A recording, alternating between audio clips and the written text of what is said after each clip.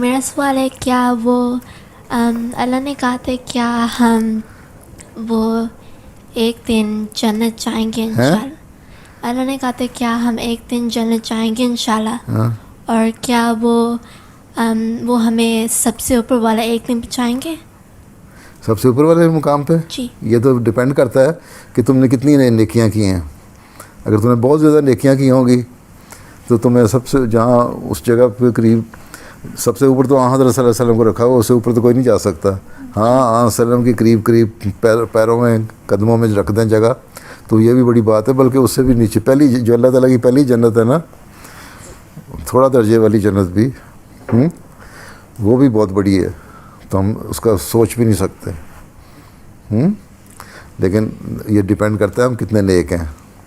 اللہ تعالیٰ کی ساری باتیں مانتے ہیں، اللہ تعالیٰ کی عبادت کرتے ہیں، ہمارے اچھے اخلاق ہیں، لوگوں سے اچھا سلوک کرتے ہیں، لوگوں کا ہمارا بیہیویئر اچھا ہے، لوگوں کو کی مدد کرتے ہیں. ٹھیک ہے.